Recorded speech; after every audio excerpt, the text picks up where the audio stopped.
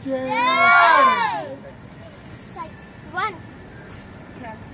two, three, four.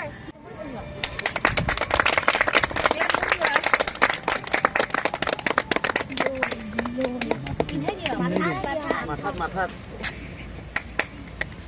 Sir, আপনাৰ চকু ৰগা গেছে সমস্যা তাৰপিছত গাঁঠি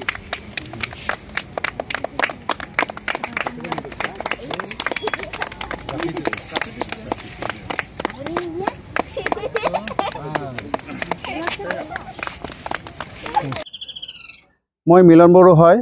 মই 30 বছৰৰ পৰা এই খেলখনত জড়িত হৈ আছো আৰু কৰ্ণাটকৰ আন্তঃৰাষ্ট্ৰীয় খেলখনত মোৰ ষ্টুডেণ্ট 7 জন লৈ যায় পাৰ্টিসিপেন্ট জয়েন কৰাছিলো তাত খেলখনত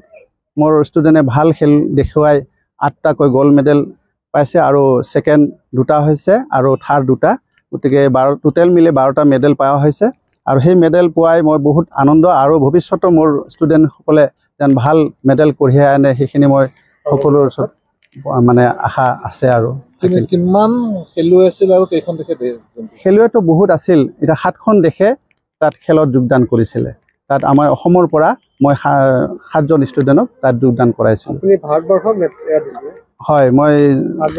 ভাৰতবৰ্ষৰ হৈ খেলিছো আৰু মই ৰেফাৰী কৰিছো মোৰ ষ্টুডেণ্টে খেলিছে এইখিনি আৰু মোৰ নাম জনজীৱন দাস মই বান্দিয়া ইন্টাৰনেশ্যনেল স্কুলত পঢ়ো মই ক্লাস 2 হয় আৰু মই কৰ্ণাটকৰ ইন্টাৰনেশ্যনেল খেলিব গৈছিলো আৰু ইয়াতে বহুত ভাল লাগিছিল